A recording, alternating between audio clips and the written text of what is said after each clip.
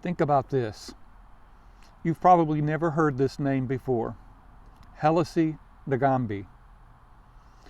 As a small child, a small girl growing up in the country of Zambia, she was determined to get an education.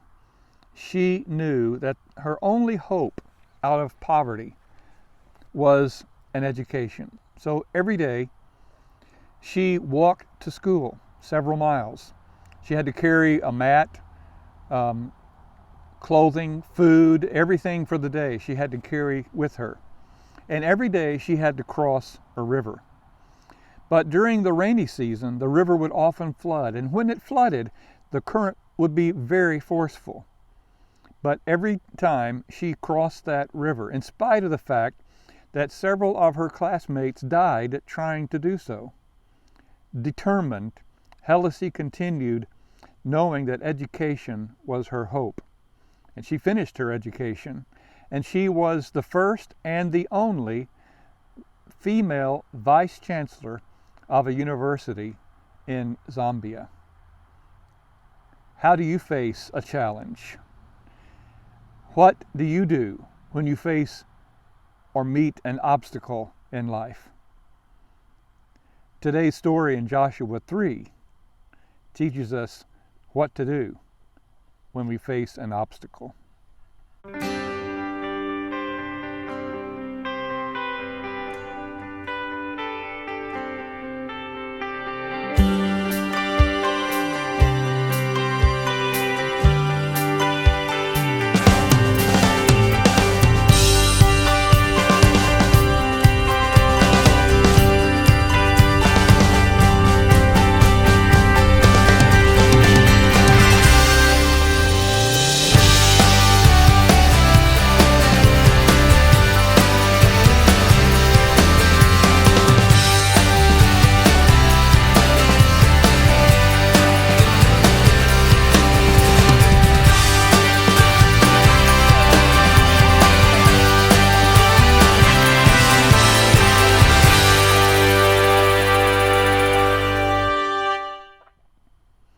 Now let's read that story. Joshua chapter 3, and we'll read the whole story. Listen up as I read the story. Joshua started early the next morning and left the acacia grove with all the Israelites. They went as far as the Jordan and stayed there before crossing. After 3 days, the officers went through the camp and commanded the people, "When you see the ark of the covenant of the Lord your God carried by the Levitical priests, you are to break camp and follow it. But keep a distance of about 1,000 yards between yourselves and the ark. Don't go near it so that you can see the way to go, for you haven't traveled this way before." Joshua told the people, "Consecrate yourselves, because the Lord will do wonders among you tomorrow." Then he said to the priests, "Carry the ark of the covenant and go on ahead of the people." So they carried the ark of the covenant and went ahead of them. The Lord spoke to Joshua, "Today I will begin to exalt you in the sight of all Israel, so they will know that I will be with you just as I was with Moses. Command the priest carrying the ark of the covenant, when you reach the edge of the water, stand in the Jordan." Then Joshua told the Israelites, "Come closer. Listen to the words of the Lord your God." He said, "You will know that the living God is among you, and that he will certainly dispossess before you the Canaanites, Hittites, Hivites, Perizzites, Girgashites, Amorites, and Jebusites, when the ark of the covenant of the Lord of the whole earth goes ahead of you into the Jordan. Now choose 12 men from the tribes of Israel, 1 man for each tribe. When the feet of the priests who carry the ark of the Lord of the whole earth, come to rest in the Jordan's water, its water will be cut off. The water flowing downstream will stand up in a mass." When the people broke camp to cross the Jordan, the priests carried the ark of the covenant ahead of the people. Now the Jordan overflows its banks throughout the harvest season. But as soon as the priest carrying the ark reached the Jordan, their feet touched the water of its edge, and the water flowing downstream stood still, rising up in a mass that extended as far as Adam, a city next to Zarethan. The water flowing downstream into the Sea of the Arabah, the Dead Sea, was completely cut off, and the people crossed opposite Jericho. The priests, carrying the Ark of the Covenant of the Lord's covenant, stood firmly on dry ground in the middle of the Jordan, while all Israel crossed on dry ground until the entire nation had finished crossing the Jordan. My, what a story. Like that little girl, Helisi Nagambi, in Zambia, the Israelites stood before a flooded river. It was the harvest season, which means it was the rainy season. Some estimate that the river could have been as deep as 10 meters and a half a mile wide at this point. Who in the world could cross a river in those days at that stage? But they crossed. There are so many lessons in this story. We could spend 2 or 3 days on this story. But let's just spend a few minutes this morning thinking about what we learn, first of all, about God. We learn that God's power is totally transcendent. There is none who is so powerful. In that day, people believed in regional gods. Pagan people did. Israelite was following the Jehovah God, the one true God. And like the other peoples in the world, Israel might have thought that God was their own God, that He belonged to them and them to Him. They may have believed that He had no great power except that they had experienced Him in the wilderness for 40 years. That made a big difference. In fact, this story sounds somewhat similar to a story we read in the book of Exodus, the crossing of the Red Sea. In that story, Moses is the leader.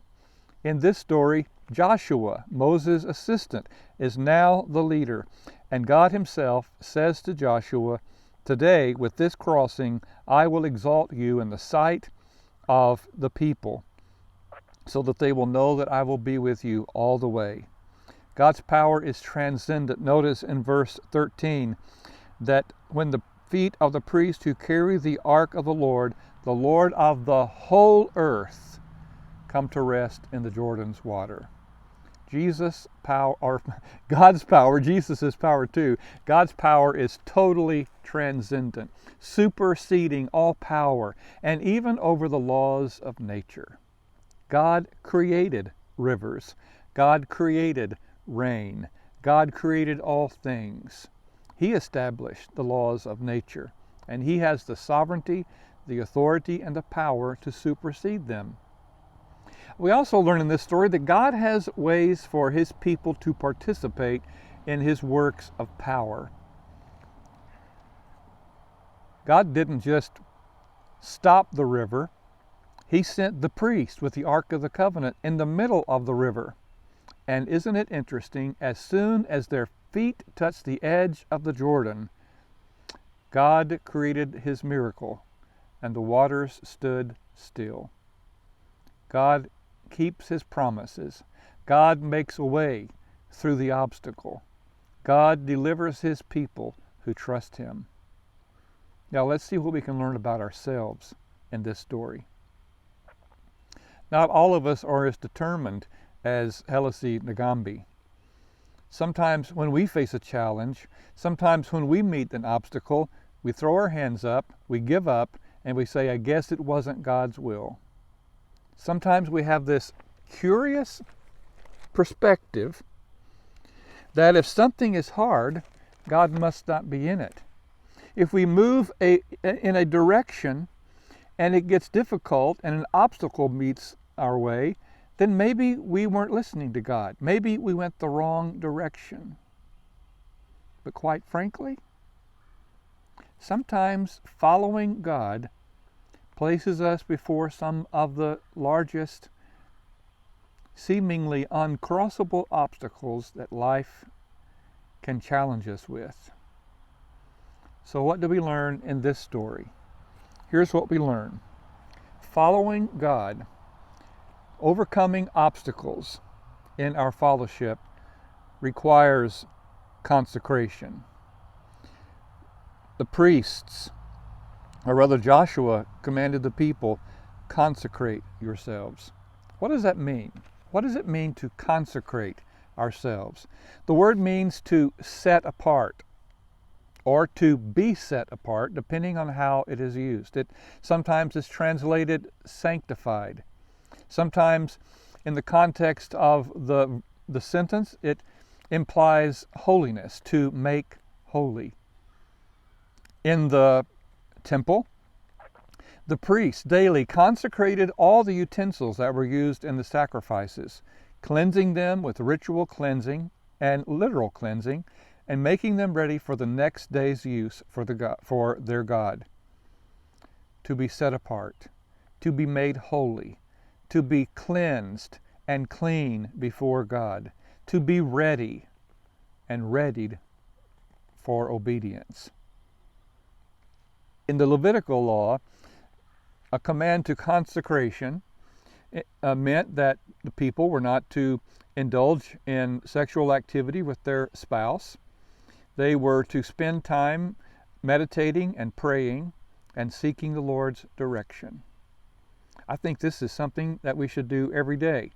Now, I'm not talking about the abstinence, but what I'm talking about is the daily consecration of our heart and our body. I'm thinking of Romans chapter 12, where Paul wrote that we are to give ourselves, our bodies, as living sacrifices to the Lord, holy, set apart to Him. He commands us, don't be conformed to this world, but be conformed by the Holy Spirit, who renews our mind for worship and work. So, the first step to meeting a challenge is that daily consecration, setting our lives apart for God's use. We never know the challenge we're going to face today. And so we begin the day consecrated to Lord. Also, we learn the importance of trust. Now, let's imagine that you and I are priests of Israel. And we are those priests who are responsible for carrying the Ark of the Covenant. And we hear Joshua command to us, pick up the Ark, carry it to the edge of the flooded river, and step into it. That required a whole lot of trust. Trusting Joshua, who was listening well to God, and trusting God. We can never meet the challenge if we're not standing in trust. But not only did they have to step into that flood stage river and trust that God would back the water up, but they had to walk all the way out into the middle of the river on that dry riverbed, and they had to stand there for who knows how long it would take for 1 million or so Hebrews to cross the river. They stood in the middle of the river until every single soul crossed over on the other side.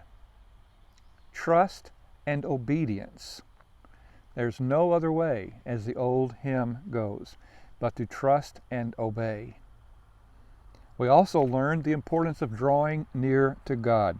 I love what Joshua told the Israelites in verse 9. Come closer. When we face an obstacle, when we face a challenge, when we meet a problem that seems bigger than us, rather than throw our hands up and walk away, we draw close to God. Trouble, temptation, turmoil, turbulence, hardship, suffering, pain, obstacles, they all give us a glorious opportunity to pause and pray, to draw near to God. We also learn in this story the importance of listening to his words. In that same verse, verse 9, Joshua told the Israelites, "Come closer and listen to the words of the Lord your God." That word listen means to give very close attention. Joshua is saying, pay attention to what God is telling us. Joshua is saying, don't miss a word. Lean in. And that's what we must do, not only when we face a challenge or an obstacle, but every day. We must lean into God by leaning into his word, by opening up the pages of our Bibles and leaning in and listening to the words. The story of Mary and Martha just came to me as we're talking here this morning.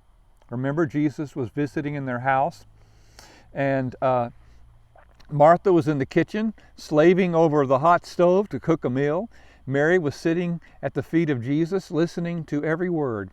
Martha gets frustrated because Mary was supposed to help her. She storms out of the kitchen. She walks up to Jesus and says, "Jesus, tell my sister to get up and come help." "Martha, Martha, Martha," Jesus said, "you are anxious about so many things, but Mary has chosen the best thing, and I won't take it from her." What's the best thing? Drawing in close and leaning in and listening to the word of the Lord. When we face a challenge, it's not only the best time to draw closer, it's the best time to lean in and listen to what God is saying to us through the challenge, but especially through his word. That's why we need daily study of God's word. Next, we don't just listen, we follow, we obey.